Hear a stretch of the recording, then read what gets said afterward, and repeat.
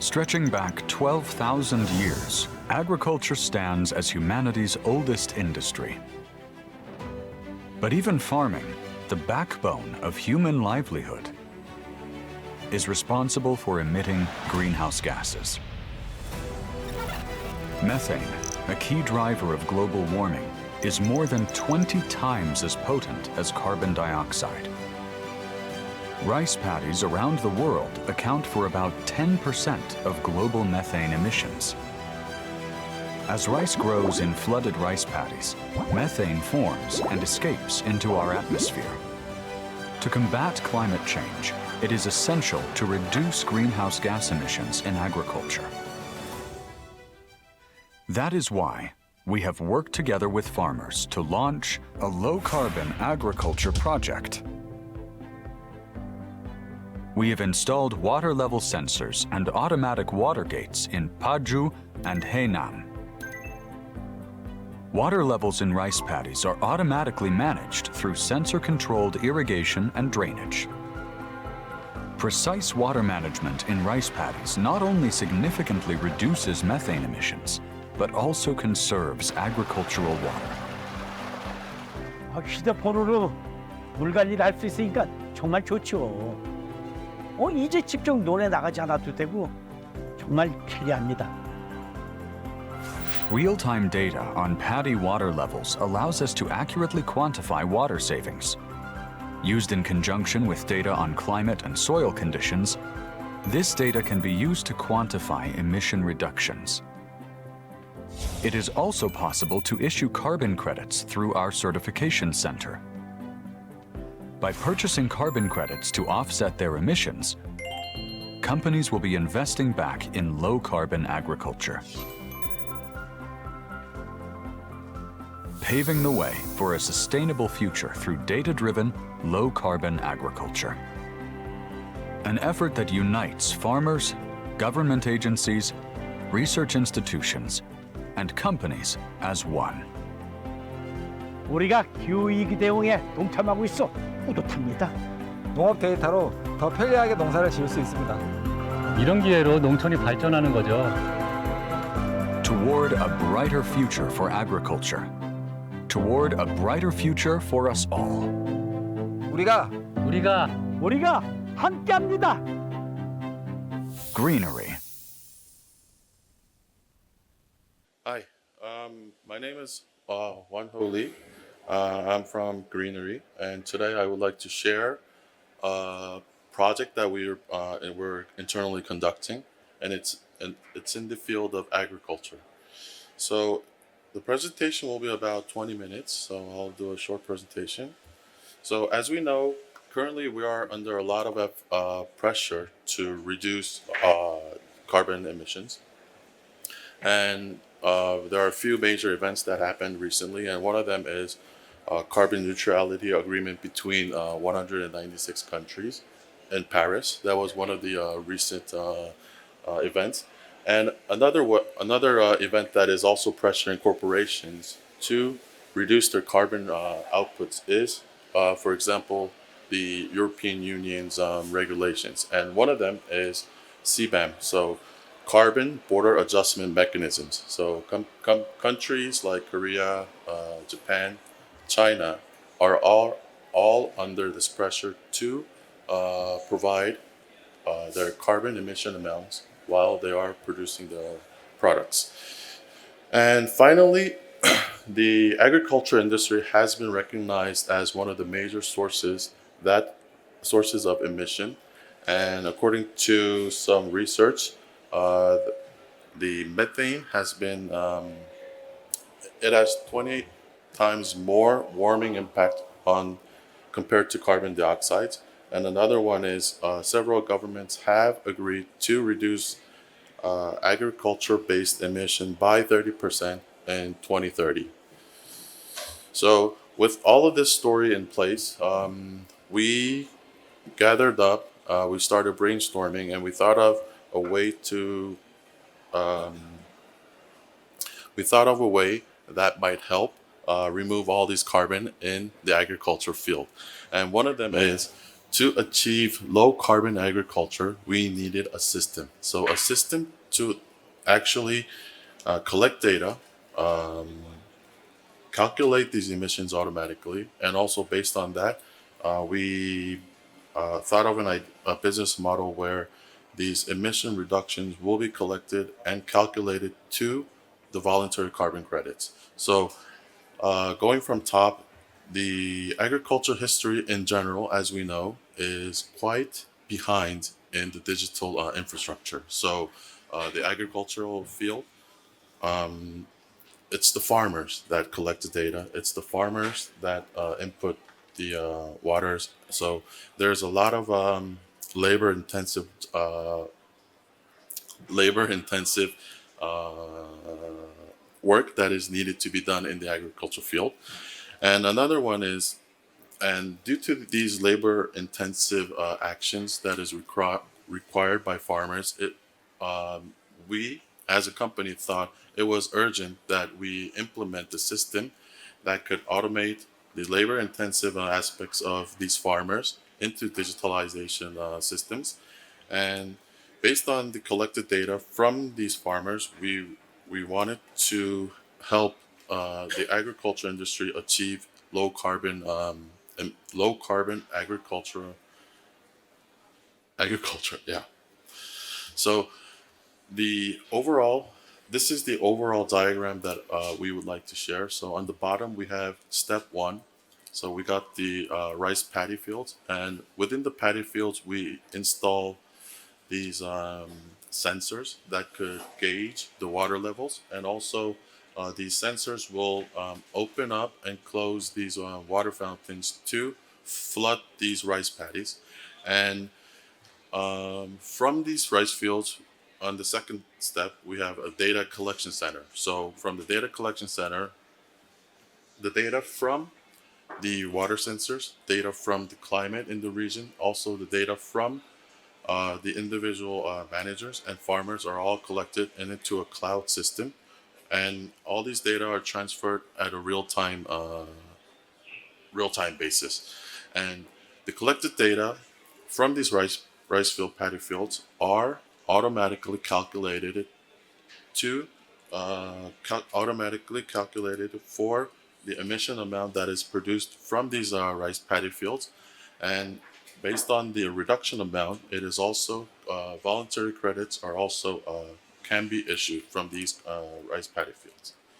So we needed to build this economic cycle between the farmers, the companies that invest in these projects. And so first, our main object was to reduce greenhouse gas effect from the agriculture industry. Second, the agricultural practices required some changes where before it was all labor intensive, and these rice paddy fields were uh, based on a continuous flooded system, which is uh, which happens to have the most emissions produced within these continuous flooded systems. So these farming practices required some changes.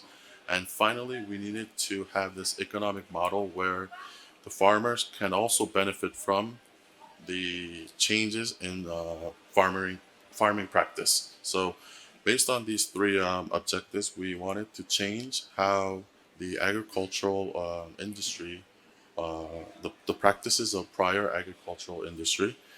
And to achieve this, there were four main sources of data that needed to be collected, and one of them was water depth measurement data. To measure these water depths, we installed sensors in these and rice field paddies, and this measured the water levels not only from the ground level but also underneath. So it also measured how dry the rice paddy fields were after it was left to dry.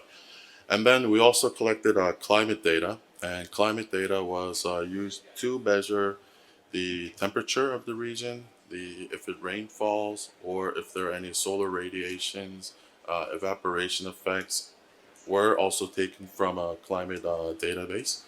And the third option was to measure soil data. Soil data is important in the agricultural field where, depending on the type of soil that is to uh, used, the amount of methane that is produced per soil differs. So that is why we needed the government's soil data to provide this information. And finally, it was the farming data. So the farmers, they needed to their practices required some changes, so they needed to be collected by each and individual farmers regarding their piece of land. So those are the four different types of databases that was implemented for our business model. And here I would like to share how the methane is reflected from these agricultures. So when these rice paddy fields are flooded, then what happens is between the micro the between the methane organogenesis happens, and what happens is there's so biochemical reaction happens when these rice fields are flooded, and to remove these methanes, this chain of reaction, what is required is to dry out the paddy fields, and once the paddy fields are dried out, then these methane activities are to be reduced or completely removed when the fields are dry. So, based on that concept, we implemented a geochemical biological model that which considers water, soil, local temperature, and the farmers' practices to calculate the emission amounts per paddy field. So, to display or elaborate on our methodology. It was first referenced based on a CDM methodology that was related to water management systems in rice field. And from that, we implemented a biogeochemical model, which incorporates several simulation models compared to the CDM model. And based on these two concepts, we were able to build international paddy water management methodology to calculate methane emission amounts per rice paddy fields. So our baseline emission was the emissions that are produced before changing the agricultural practices of the farmers. So maintaining the rice fields as continuous flooding. So these rice fields were continuously flooded, and the project emission for our methodology is the changing agricultural practices emissions after the changes were applied, and also there were some additional activities or performances that was changed. So overall, this is the general picture that displays how this methodology and carbon reduction is applied. So first, we install sensors into these rice paddy fields. We collect additional data from multiple sources. So one of them is sensor data. So the other one is soil data, and finally farming data with weather center data as well. And all of these data is collected automatically into our cloud network. And from our cloud network, we can automatically calculate and analyze what kind of data, if there's any garbage data that was found, if there's any jumps in the data. And based on that, the platform automatically provides the overall emission amount that has been reduced. And afterwards, the reduction amounts undergo a monitoring, validation, and a reporting session, which is applied to the voluntary carbon market. So this is an example of the water sensors that are installed to the rice paddy fields. So on the left-hand side, we have the cylinders that is inputted into the paddy field, which measures the amount of the humidity the paddy field holds.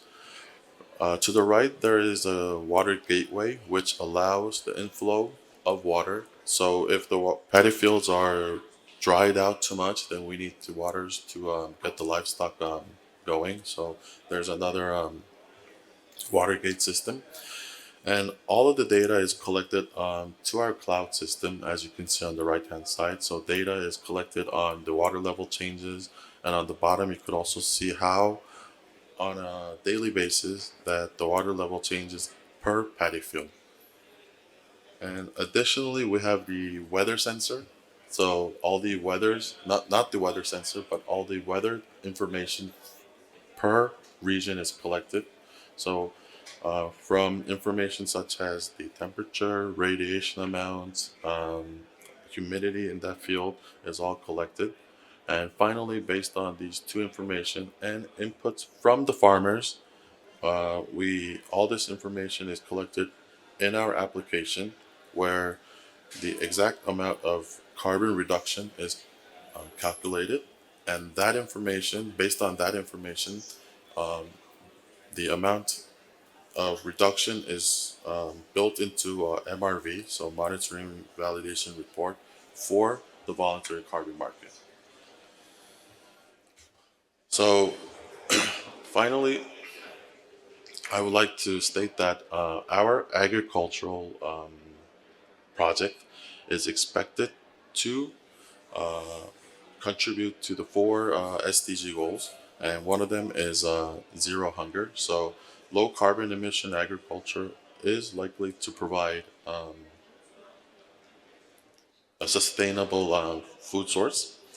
Second is about clean water and sanitation. So our project methodology is more focused on water level savings. So by saving water, we would be able to alternate the path of these water that are being used in the rice fields to provide cleaner water sources. And finally, good health. Not finally, we have good health and well-being. So improving food security. And another one is all these actions that these farmers, our company, and others that are participating in this project is likely to lead to climate change. So we're contributing to climate change, reducing methane, yes, and greenhouse gas. And I would like to state that this project was sponsored and funded by several parties, and one of them was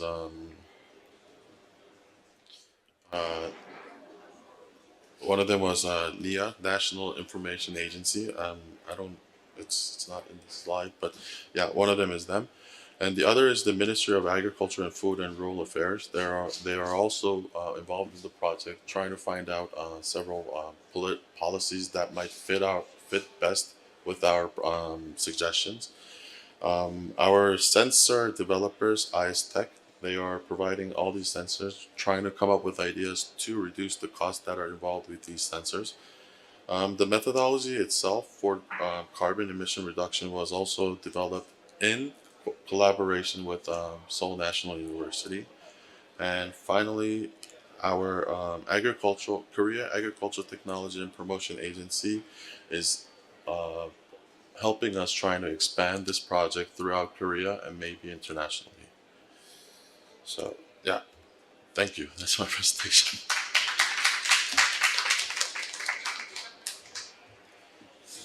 So, any questions? Do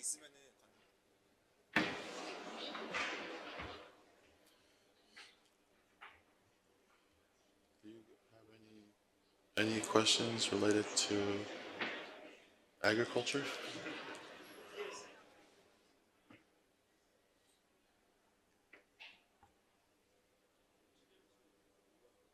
No questions?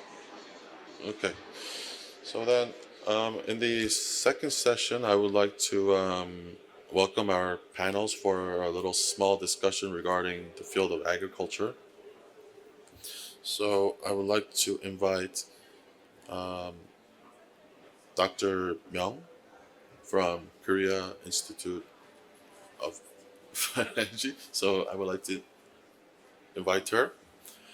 And second, I would like to invite Ms. Saskai, yeah, from Swiss Federal Office of Agriculture and Food.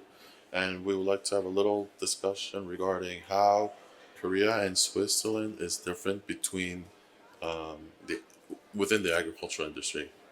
So can you come up to the slide?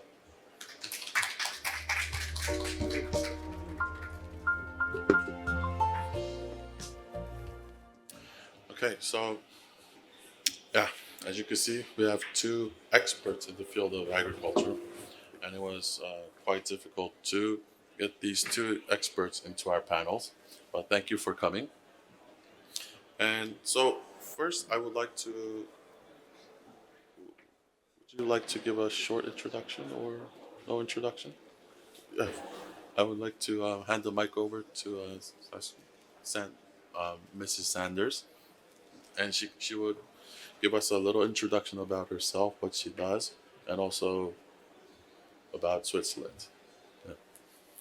Well, thank you very much. And first of all, I would also like to thank the organizers, Greenery and also Korea Pavilion and any others who are involved here for organizing this event. I think it's a wonderful opportunity.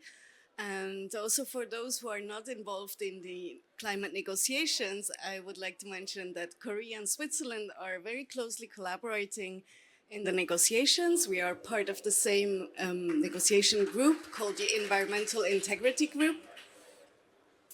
So I think this event is also a great opportunity to strengthen this collaboration, especially also in this field of agriculture. So also to introduce myself, my name is Saskia Sanders and I work for the Federal Office for Agriculture in Switzerland.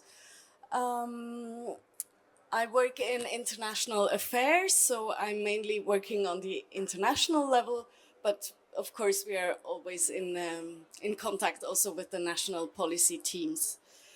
And maybe to start, I think I would like to tell a little bit about the Swiss climate strategy on agriculture and food, to explain a little bit what our approach is in this field. In September 2023, so just a little bit more than a year ago, we published a new strategy, which is specifically a climate strategy on agriculture and food. And the strategy this time, this is new, it really takes a food systems approach, looking at the entire value chain, so not only agriculture, but including processing, trade, retail, also the food service sector, and also consumption. And this has been a big step for us, and it's also something that we consider very important because we see that making advancements in climate and agriculture or reducing greenhouse gas emissions from agriculture is really very closely linked to consumption patterns. And we kind of came to a point where we found that it was very difficult to advance if we are not including consumption as well. So in this strategy, we defined 3 targets for 2050. So it's a rather long-term strategy. We want to reduce greenhouse gas emissions from Swiss agriculture by 40%. And at the same time, we also set a target for the climate footprint of food, which we want to reduce by 2/3 until 2050.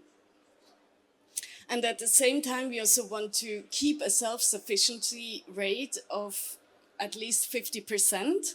This is more or less our current sufficiency rate, so we are very dependent on imports, and we want to keep this level also for food security reasons.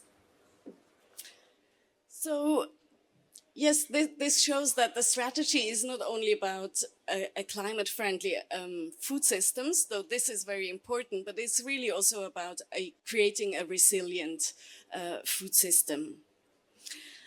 And the strategy, as I mentioned, sets the targets until 2050, so rather long-term, and then it comes with an action plan with measures that to work towards these targets, but these measures will need to be updated on a regular basis. So we start with an initial action plan, and monitoring will also be very important to see whether we are on track and what kind of adjustments we need to make.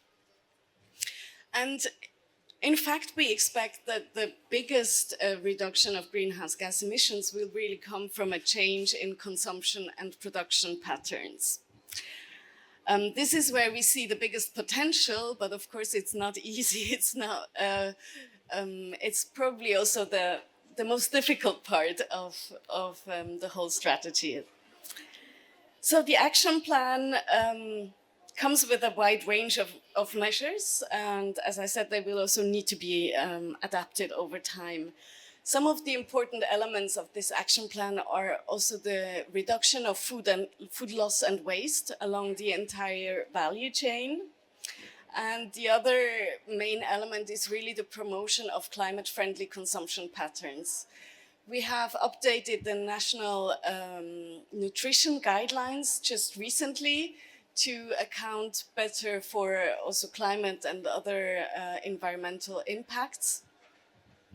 And this will also be an important basis to work with consumers and help them change their consumption patterns towards more healthy. Also, it's not only about climate friendly, really also more healthy diets.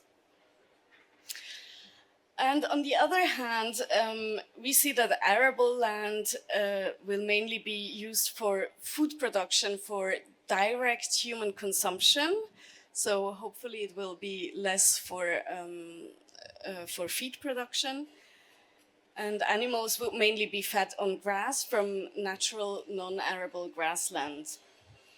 And also on inedible food loss and waste. But this will also be like the other side of changing the consumption patterns. This is the important change of the production patterns. And with these two main changes, according to our calculation, we should be able to reduce the climate footprint of food by around 50%, and agricultural greenhouse gas emissions from Swiss agriculture by about 20% or a little more than 20%. In addition, of course, technology and innovation is also an important element. But we estimate that this will be more in the range of 5 to 15% of greenhouse gas emissions. But the main elements of technology and innovation will be improving the efficiency of herd management and feeding, minimizing the loss of fertilizers, and halting loss of soil carbon stocks, especially in peat soils. And also replacing fossil fuels along the entire value chain. So maybe to conclude about this strategy, we can see that yes, technology and innovation is important, but rather than focusing on specific technologies, we think it's very important to find a good mix of different measures, and the main potential we see in a change of consumption and production patterns. But of course, we are at the beginning, and as I said, monitoring will be very important. We now set up a monitoring system to really closely monitor whether the expected reductions are actually achieved and what changes might be needed. So, yeah, maybe there are any questions on this, or.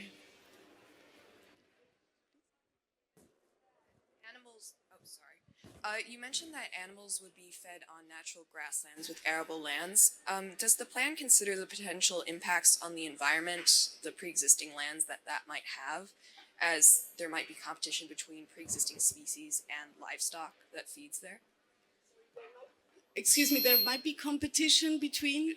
I was wondering if the plan considered the potential competition between the pre-existing species that exist in these grasslands that the plan proposes livestock would feed on, or are these lands that have already been set aside for farming? Yeah, About Swiss agriculture, you need to know that we are a quite mountainous country, and much of our land is not suitable for crop production. So the idea would be to, well, livestock will always be an important part of Swiss agriculture because much of our land cannot be used for crop production. So this would be, I think, in the future, this would be the main parts of the land that are used for livestock.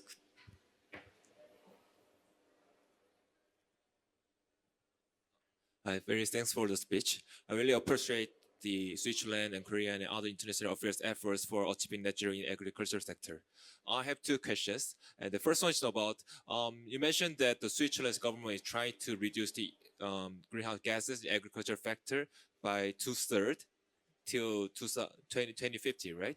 This is the climate footprint of food by 2/3. Okay, so climate And footprint. the greenhouse gas emissions from Swiss agriculture will be reduced by 40%, according to target, yeah. Okay, what about the remaining the footprint? What about the remaining the greenhouse gases? I mean, in order to achieve, the many countries are their effort is to achieve net zero by 2050. But you mentioned there must be a small remaining sectors. Like I know there are many debates on how to reduce those, the remainings. But are there any debates or the opinions regarding how to reduce the remaining parts? Yes, of course. This is an ongoing debate. I don't think there is yet a very clear answer, but so far we don't see how the Swiss agriculture can be completely climate neutral. We believe that this will be hopefully one of the only sectors where there will always be some emissions. But of course, there's also an ongoing debate and also ongoing research a lot to see how we can improve carbon sinks. But in fact, so far, we don't see that this potential is very big. But yes, this is an ongoing discussion. And my second question is, especially for the agriculture sector, not only the greenhouse gases, but also the water resources and other biodiversity are really important. And I think recently there are many, debates and opinions regarding how to assess this water and biodiversity around the world. But are there kind of like detailed discussion or guidelines regarding whether within the Switzerland or in the international affairs, how to incorporate those water and biodiversity and other environmental impacts into the net zero strategy? Yeah, very important question. Thank you. I think this is really something that's very important to us. We don't want to have a separate climate strategy and a separate biodiversity strategy and not have them work together. So this was really an important topic when designing the climate strategy on agriculture and food, making sure that it's also in line with all other environmental impacts that need to be considered. Biodiversity and water are probably among the most important ones, but it's also, of course, about soil fertility, soil health, and many other issues. Yes, this is very important. And what I didn't mention is that this climate strategy in agriculture and food has been developed by 3 federal offices together. So it's across 3 different ministries. And this, of course, wasn't very easy, but I think that's also one of the really important bases for this strategy to build on and have an effective implementation, because it's really all relevant ministries are involved. Thank you. Okay, now I'll hand over the mic to Dr. Myung, and she will also talk about the issues that are happening within Korea.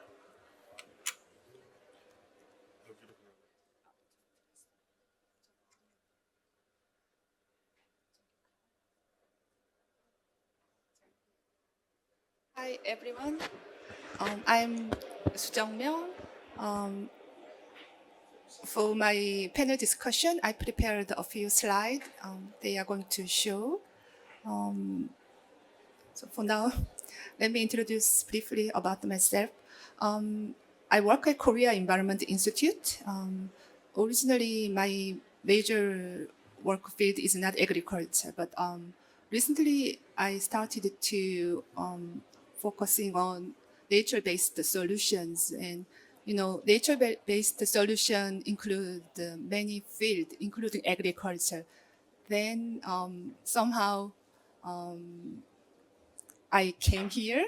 I started to work on agriculture field, nature-based solutions, and there are some group of people in Korean delegations who work on nature-based solutions. We think there's lots of common aspect we need to work together to promote, to acquire carbon credit from nature-based solutions. And yeah, there's lots of things and challenges we need to do. And that's how I came here. And let me talk about myself with this slide. Yeah, this is where I belong. And this is the overview of my discussion today. I'm going to talk about nature-based solutions in terms of agriculture. And also, once it was early last year, we Korean government submitted our view on MBS and removals. So in that, I'm going to introduce that our submission document, and also I'm going to briefly talk about Korean agriculture sector's carbon neutrality plan. IPCC mentioned MBS has high confidence. Nature-based solutions provide adaptations and mitigation benefit, co-benefit, and contribute to sustainable development goals, and also carbon neutralities. Both IPCC special report on land and also assessments report AR6, it has highlight on MBS. And also the Global Land Outlook produced by UNCCD, they also mentioned that critical role of restoration as a nature-based solution to achieve economic, social, and environmental goals outlined in 2030 agendas for sustainable development.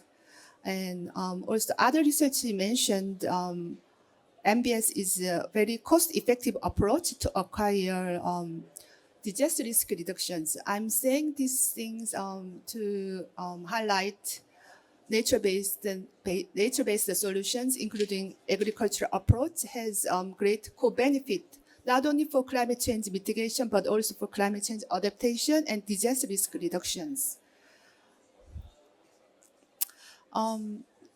This slide shows what kind of nature-based climate solutions.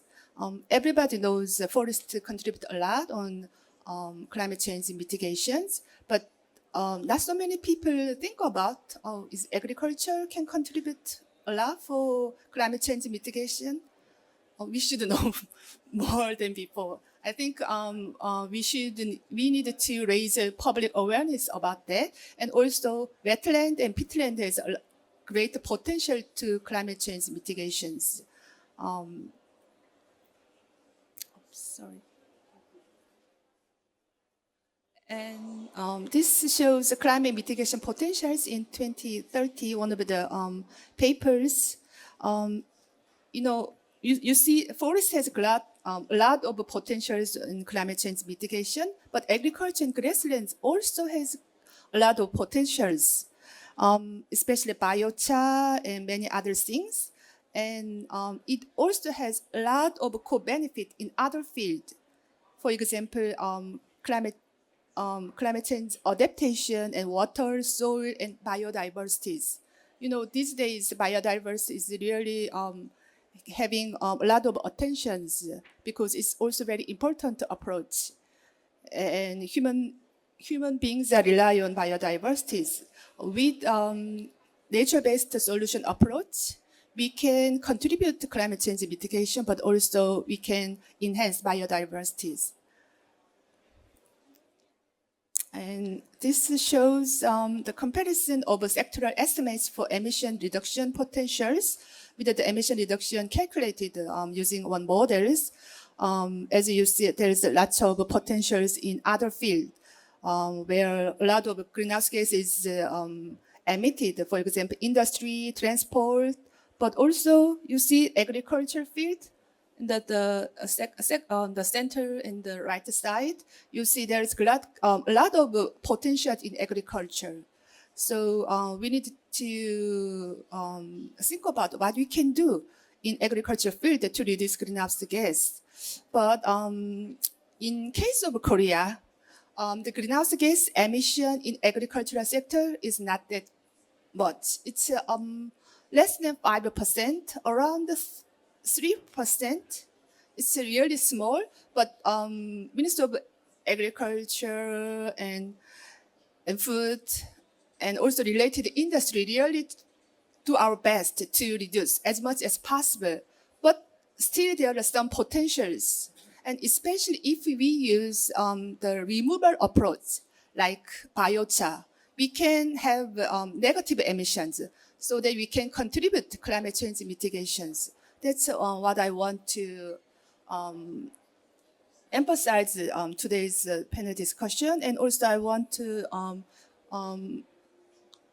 think about what does the center right side, the center graph means. This means maybe we do not have a great potential in Korean case because we don't emit much in agricultural sector, but this means we need to work with the other countries, especially other developing countries side. So what we call 외부 감축 in Korean, maybe we need to expand our ODAs and other projects to work with other countries. And this shows the climate change solution can really contribute 1.5 or less than 2 Celsius degree goals. With climate change solutions, we can reduce temperature rise a lot. This figure shows a lot of things to us, so that's why I added this slide. Next one is one of the submissions Korean government submitted to UNFCCC Secretariat. It was early last year. Once UNFCCC asked parties to submit their views on rules, modalities, and procedures for the mechanism established by Article 6. Paragraph 4 of the Paris Agreement. So the Korean delegations, including me, we who work on nature-based related agendas, we had a kind of a few seminars and we discussed a lot and we submitted, we prepared this and we have some government level discussions and submitted this document. In that document, we have 3 categories, land-based approach, ocean-based approach, and also engineering-based approach. So first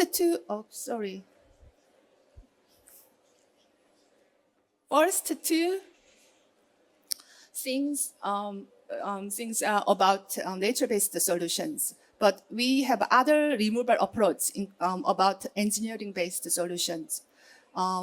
For land-based solutions, there's forest, wetland, inland wetland, and there's also agriculture, the soil carbon sequestrations. More specifically, land-based removal activities we submitted was afforestation, reforestation, and revegetation and forest management. It's mostly about the forest,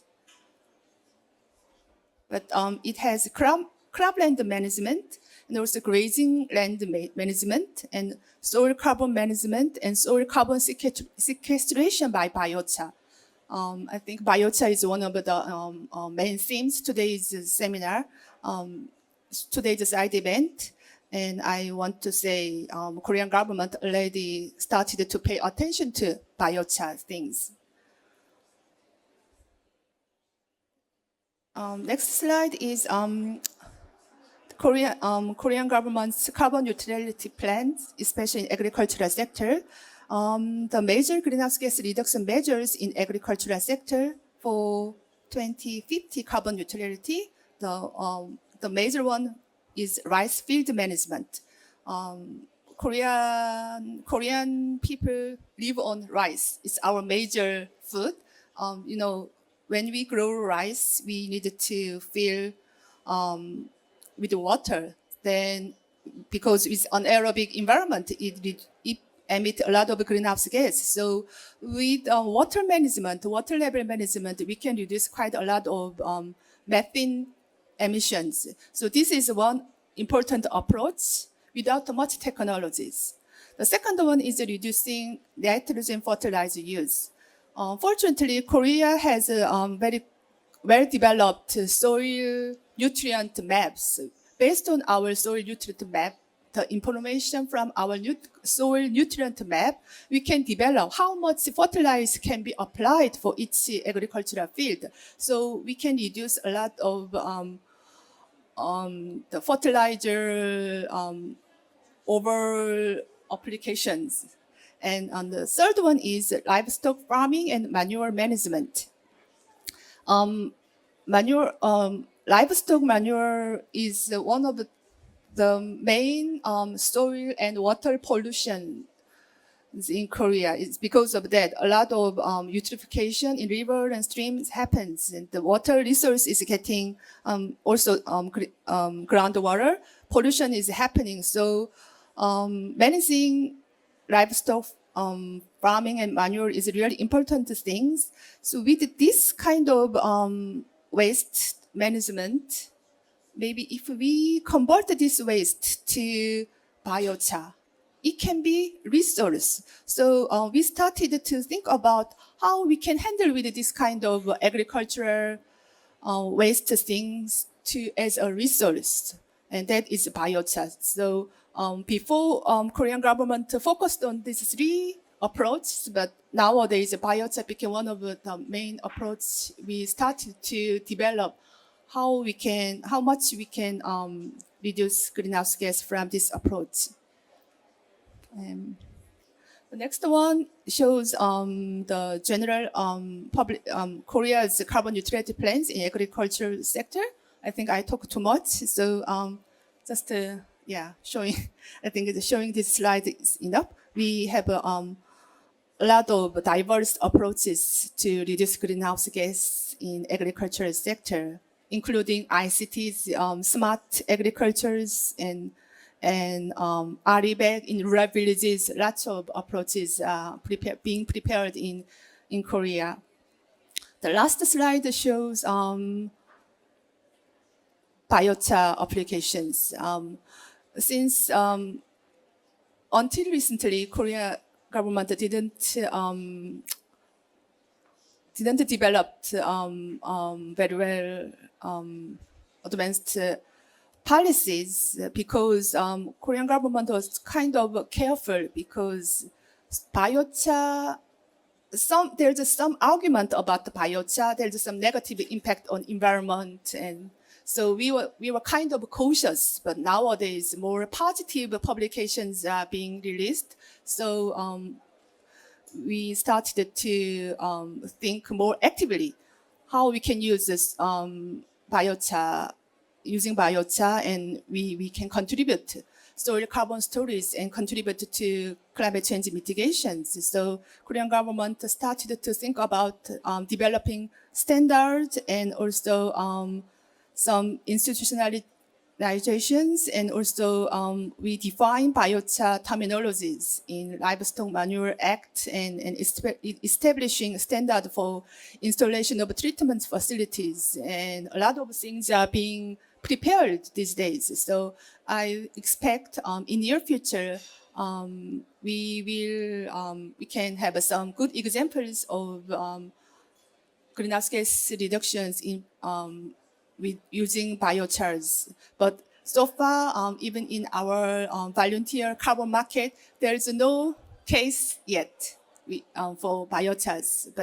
But I think we need the time in near future, hopefully, maybe next time we can have some example cases in this side event. Okay.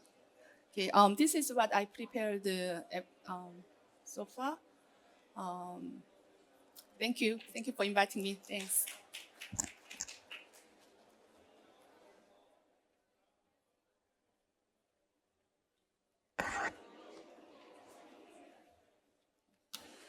Okay.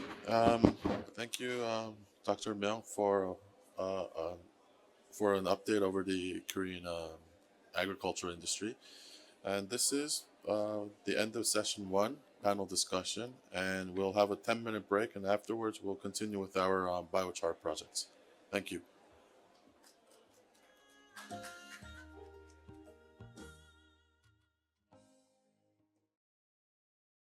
Good morning, everyone. Thank you for joining this session. My name is Sejin, and I'm here to talk about the biochar as a CDR technology and application in livestock industry. So with its growing role both globally and in South Korea, biochar is becoming a promising tool to play a crucial part in carbon sequestrations and climate mitigations. So let's dive into it. So I'll begin with the definition of biochar with the global trends of CDR markets, then move on to the application in livestock industry and VCM cases. So here are the key points I would like to make throughout the presentation that the biochar can play as a various role in terms of climate change and waste management and soil improvement and support for livestock and agricultural systems. So now let's delve into the global trends of CDR projects. So worldwidely, there are currently over 2,000 CDR projects operating within the voluntary carbon market. And these projects not only help companies to meet their climate goals, but also to offer a way to generate revenues through carbon credits.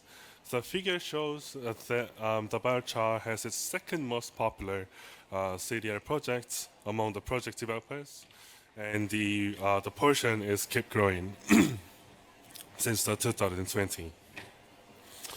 So there is a standout figure from 2023, shows that the biochar accounted for 94% of the durable carbon removal deliveries, highlighting its critical role in this sector.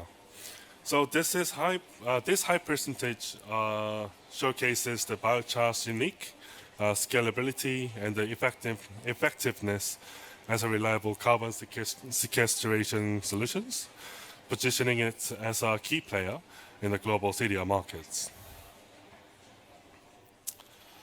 So I've been telling you about the CDR markets and how the biochar is evolving, the projects of biochar is evolving. And then what is biochar? So I know the most of you will know about what is the biochar, but I would like to make it clear in accordance with ABC, the European Biochar Certificates and International Biochar Initiative standards. So the biochar is a solid material obtained from thermochemical conversion of organic material in an oxygen-limited environment, and it has first hydrogen to carbon, C, ratio below 0.7, and oxygen to C ratio below 0.4. So the property of biochar is that it has strong comb shape, as you can see on the pictures on the right side, that it won't degrade easily to release the carbon out of the atmosphere. So the biochar provides substantial environmental benefits, making it a valuable tool in addressing climate change. So first, it has carbon sequestration potential, the capturing and storing carbon dioxide in a stable form, helping to reduce atmospheric CO2 levels. And second, it contributes to soil health and fertility improvements. So biochar enriches soil, improves the nutrient retention, and promotes the plant growth and crops growth, which is essential for sustainable agriculture and as well as the livestock industries. And finally, biochar aligns well with the several sustainable development goals, such as we call it the SDGs. So supporting global objectives like climate action, responsible land use, and sustainable agriculture. So let's take a look at the global scale first. With 158 countries committed, the global methane pledge aims to reduce methane emissions by at least 30% by 2030, compared to 2020 levels. So biochar can support this goal, particularly in agriculture, by reducing methane emissions from livestock waste. So this aligns well with the pledge's focus on reducing emissions in key sectors like energy, agriculture, and waste management, and helping to achieve lower greenhouse gas trajectories, as we can see on the right graphs. And move on to South Korean cases. In 2022, South Korea has recorded a substantial volume of livestock manure, reaching nearly 50 million tons. And this number is expected to rise with the increase in livestock populations. So breaking down by livestock type, like pigs contribute the most with almost 20 million tons, and followed by beef cattle at 70 million tons, and dairy cows and chickens and ducks.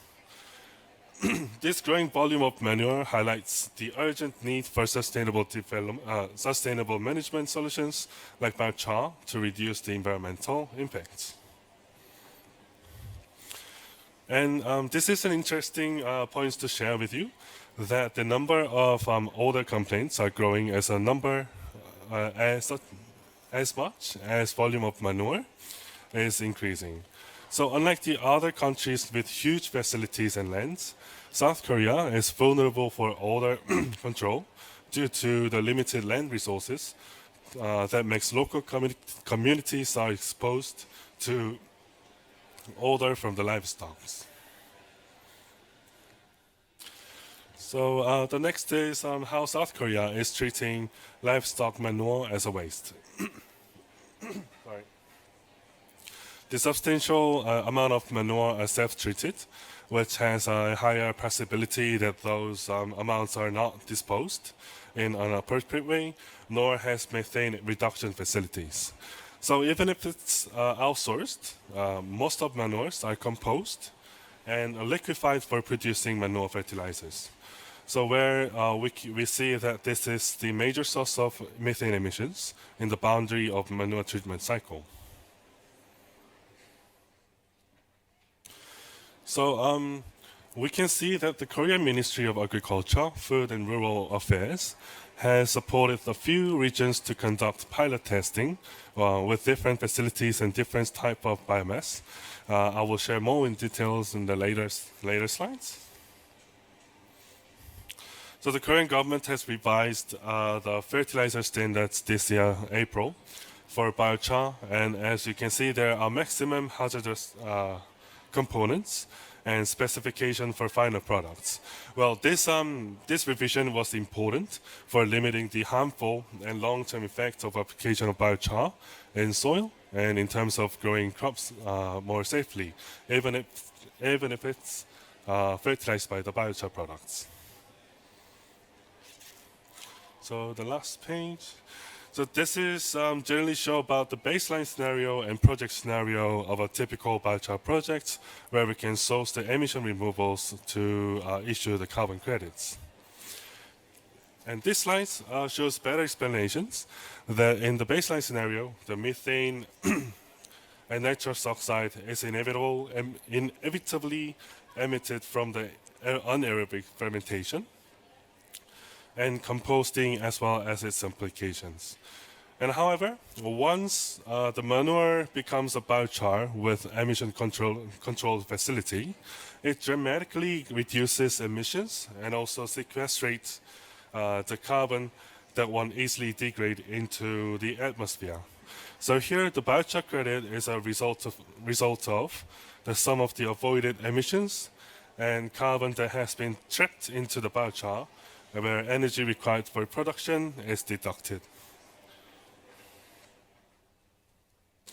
So this is the general model that how biochar projects can be capitalized and how to bring out the farmhouse and the local communities. So the technology companies monetize and implement the facilities for producing biochar with efficient energy. And the investors can enhance their ESG values of companies by preparing those capitals for pre-purchased biochar credits or doing the CSR implications. And this is the step-by-step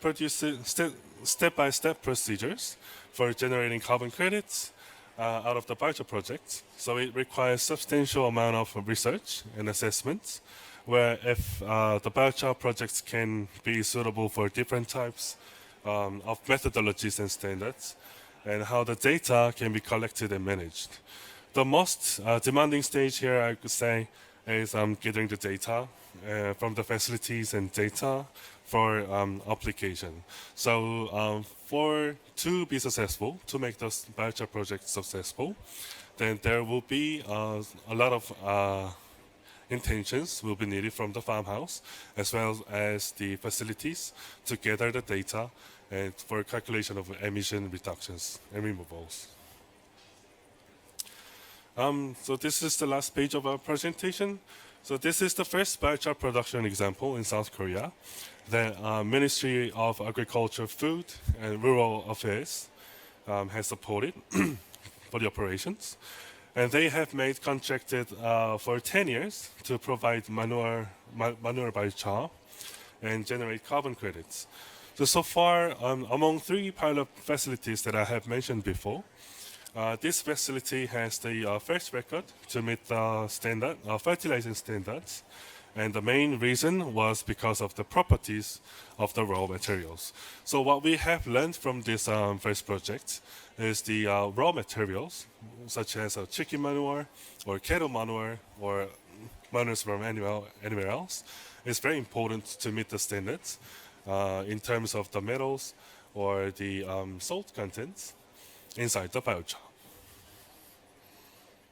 Yeah, this is the end of my presentation, and thank you for listening.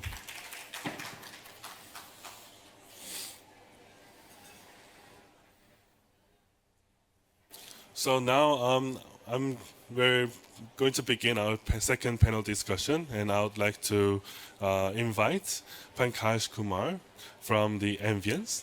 And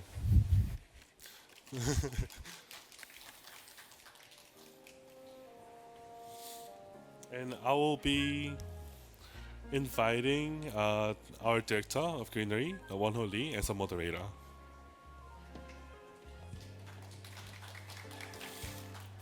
And myself as a second speaker.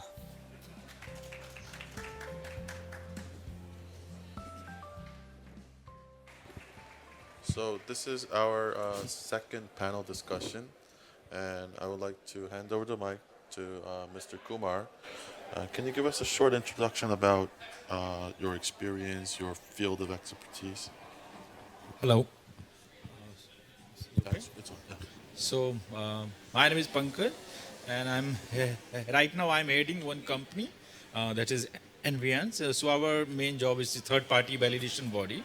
So we validate and verify GHG project across all GHG program. So just to briefly introduce myself, I am working this carbon space since last 18, 19 years. So I have seen the both sides of the table. I also work as a climate consultant, writing PDD and all, and then I moved to other side of table when I was started validation and verification of project. And I also work as a technical reviewer for GS, I mean the Gold Standard Global Carbon Council, and worked on many projects, around 300 projects, 400 projects I worked so far. And so before introducing, I would like to congratulate that on the first day of COP started with a bang, and now Article 6.4 mechanism has been approved by CMA. So that is a very good news for the carbon market. So so I'm going to share my experience on the field as a what kind of problems and challenges which we faced during the validation of project, these kind of projects. As you also know that now focus is completely changing. Now this RE project is not going to happen now because RE project has become a business as usual, and they are saying that there is no more additionality in this project. So focus is completely changing on the nature-based solution project, carbon capture, biochar, enhanced weathering, regenerative agriculture. So this kind of project. So I will share my perspective, and I would like to thank you, Greenery team, to having me, and they have given an opportunity to share my view. Thank you. So thank you. And next, can you give us a short introduction about yourself, what you do in Greenery, and what you have done regarding this project?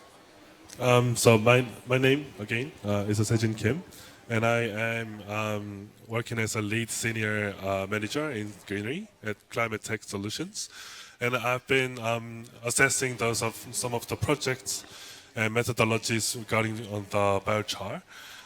And what I see from the South Korean market recently is that the Korean government and the facility developers, like project developers, are also to delve into developing those carbon integrity, carbon projects with the biochar, including the application of the biochar in the agricultural sectors.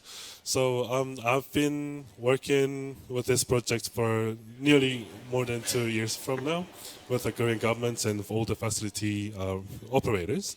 So yeah, this is going to be a very good opportunity to share my experience with you. Yeah, thank you. So the first question that I would like to ask Mr. Kumar is, can you share your idea regarding biochar projects? The first one that went up in Gold Vera, I think it was? Yeah. So can you share your Of course, experience? this biochar project. Hello. Sorry, sorry. So this biochar project is a very new concept.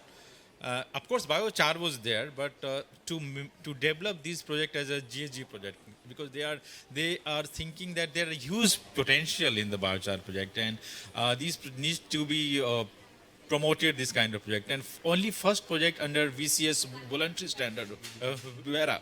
First project, biochar project, is already approved, and there are many projects in the pipeline under, not in GS and Vera, but in Pure Earth. So in Pure Earth also there is one project has been approved in India. Carbon credit also has been issued to them. But the problem during this validation process, of course I was not involved, but I know the project. So these kind of projects, the major problem with the project, there's a total transaction cost. Total transaction cost involved to develop this kind of project. If you see the pyrolysis process, this field machine is required. That is very costly. Then you also have to ensure that there is a continuous supply of raw biomass, and of course the volume of CR carbon credit is not that much. So if the prices is not very high, then this entire project will not be economically viable. So this kind of project need to be supported by private investor, some funding partner, and the policy need to be framed like that. Also, the government also need to frame some policy to support this kind of project, because the cost involved in the pyrolysis process, and also this project, the main objective of this project, how that the total when we earn money by selling of carbon credit, those monetary benefit need to be transferred to the farmers also. Because unless or until you transfer that benefit to the farmer, then they will not be in courage to join the project. So they also deserve some kind of incentive.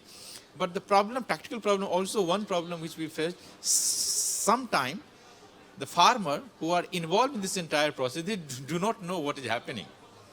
So they don't know where money is coming, where money is going, who is doing what. Because there's a project developer, project consultant, they are developing project and they don't know what is happening.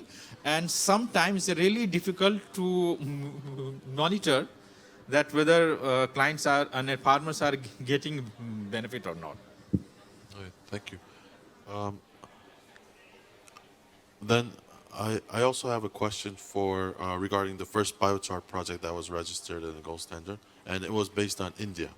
And can you share if the similar challenges were there regarding the financial cost-wise for getting that project up and running? Were there any companies that were related investing in this project? Yeah, there is, as I told you, I mean, within a 2 months' time, 2 biochar projects approved in India. One was under Pure Earth, one is under Vera. So Vera process took some time because it was with some small farmer, with some small group in a rural area, and there were just challenges with the monitoring protocol.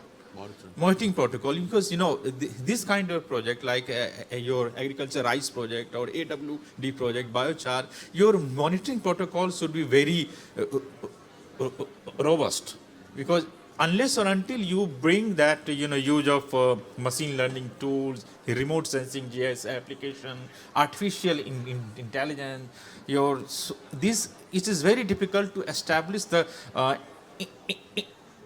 integrity of the project, because these days the people are casting aspersion on the quality of the carbon credit, because they don't think that because there are many negative news floating in the market that all these carbon projects are phony and almost these are fraud, and so they are not actually helping to mitigate GHG gases from the atmosphere. So and all the estimate of carbon credit are overestimated. Because for this kind of project, forestry project or agriculture project, it's not possible to go each farm site and each household. So we just do follow the sampling process.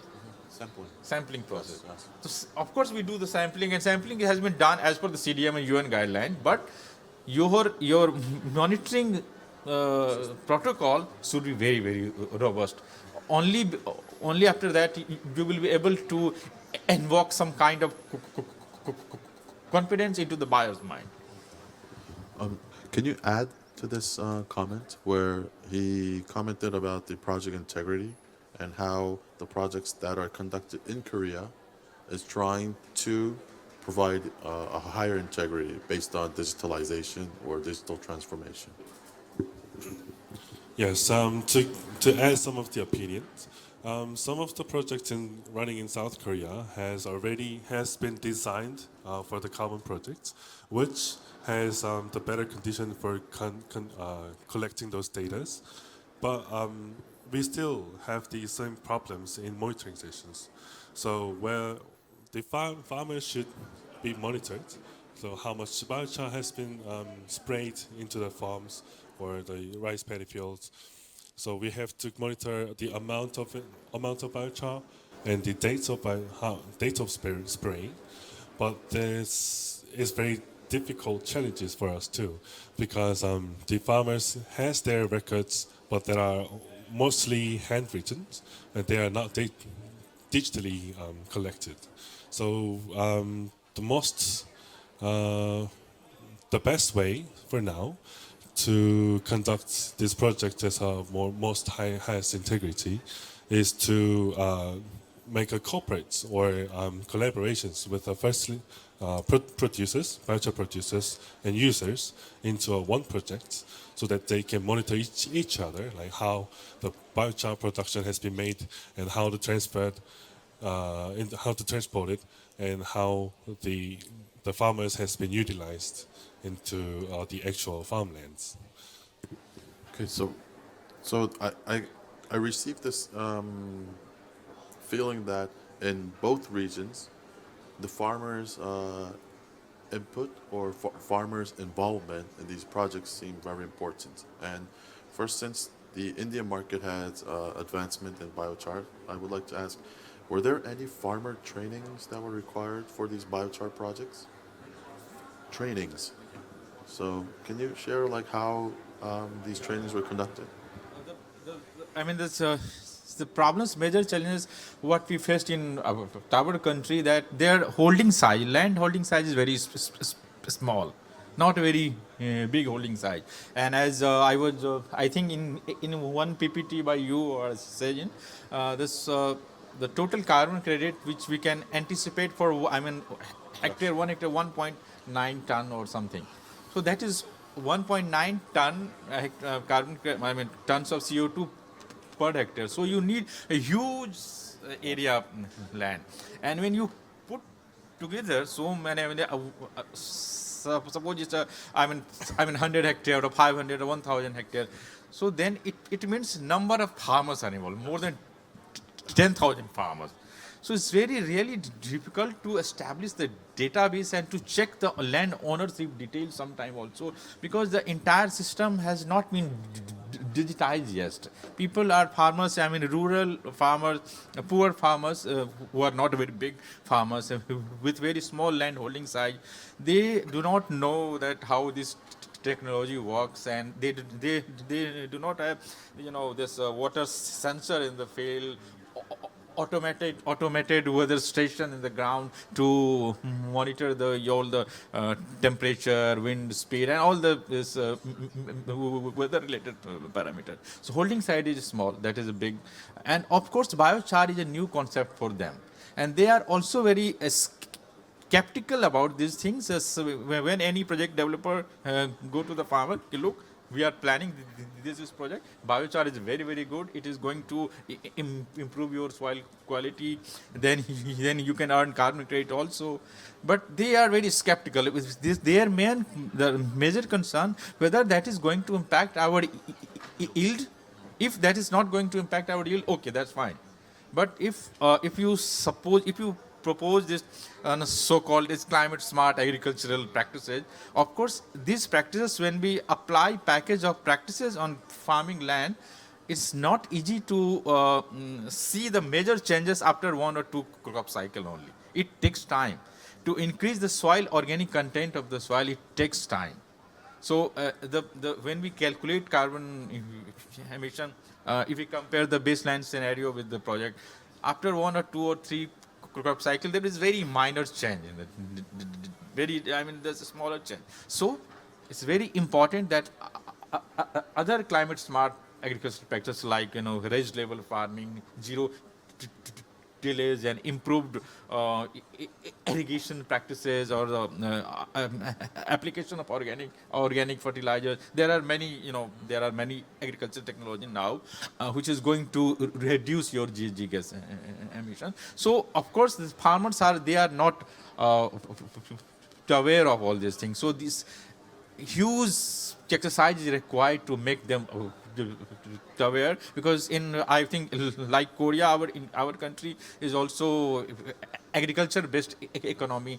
More than 75% people are their main source of economy or income is agriculture.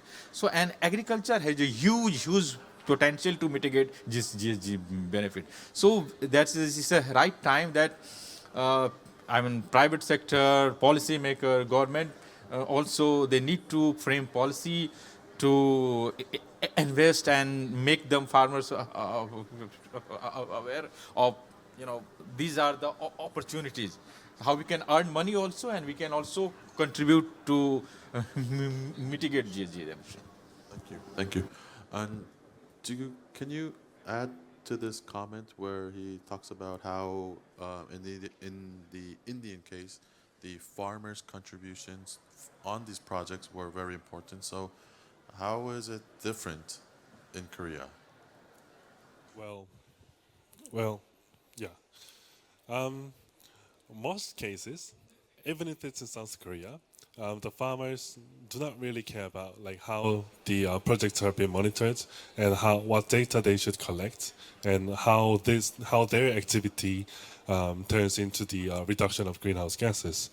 But the real different thing is that we have some of the programs to incentivize the farmers by the Ministry of Agriculture, so that there is governmental program that encourages farmers to be educated about the climate change and what activities they should do in terms of reducing greenhouse gases in the agricultural sectors. And the project developers also should participating in the both education and incentivizing programs. But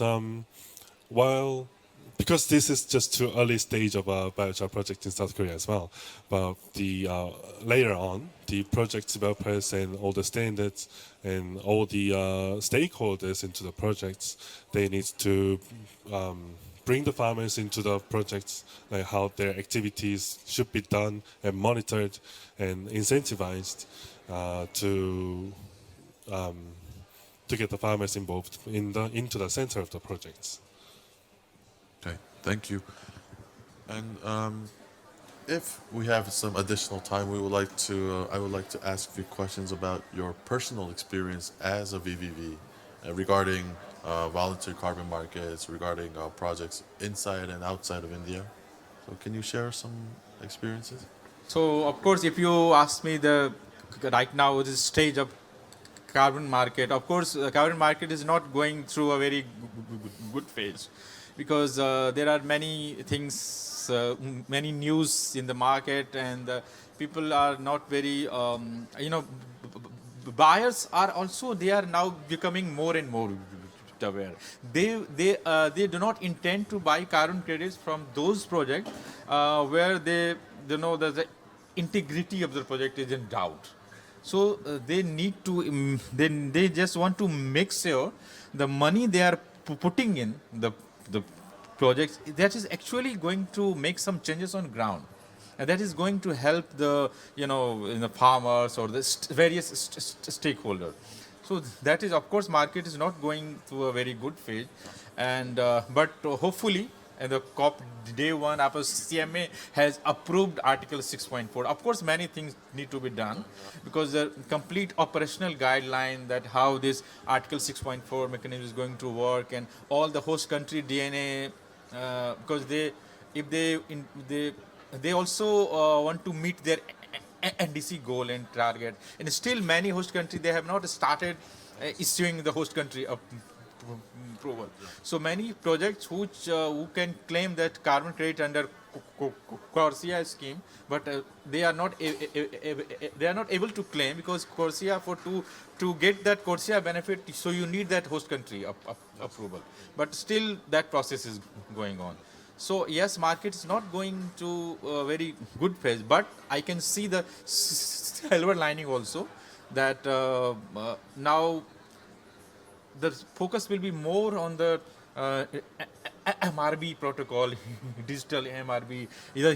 The use of this machine learning tools will be more and more in the project, so we can trace where the project is happening, and how this is going to make some changes on ground. And based on my experience, that I have seen all the facets. I have seen the local context in the Burkina Faso and the France and UK also. So, but sometimes you cannot compare the local context of Burkina Faso and very poor LDC country with the very well-developed country. So when we always talk about this digital MRB and many technology waste, many things. So what is my personal opinion, that we need to strike a balance.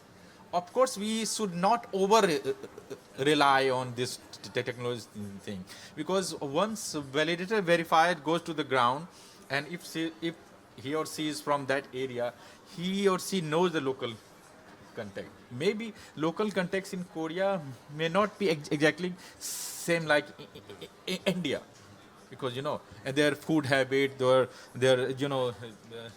geographical region, contours, topography, weather. So many aspects are there. And apart from that, the most important aspect right now that people, I mean, all GHG program, they want to include this UN SDG goal and how this is going to make some changes in the, the social benefit, environmental benefits. There are other benefits also. So they need to have some protocol that over the time period of a project, whether there is a system to take into account their concern and whether they are getting all these SDG benefit or not.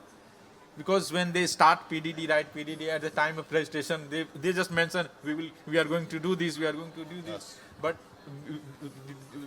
with the time, that passion goes down. And if you do not encourage this project with the high prices, this is a very simple thing, thumb rule. If you want some very good quality, then you have to put some money. There is no, and this is nothing free of cost. If you want so I need a very high quality of carbon credit, then you have to put money. So you cannot just buy one carbon credit in 40 cent and 50 cent and you're going to claim that no I am just offsetting my GHG emission target. No, that is not. So I'm in this private sector, all the big players, big corporates, I know they have plenty of money. I was talking to one of the expert who is a very expert in financial thing. He was saying that, Pankaj, there is no dearth of wealth in the world. So much wealth in the world. If 5% people are supposed to work, 90% people can stay and they do not supposed to work. And they can earn, they can live a very good life. But there is uneven distribution. That's true. So that is very important that the poor country like LDC country, developing country, it's a moral responsibility of developed country to help them, to either through some money, finance, or state of the art technology. These things are very, very important.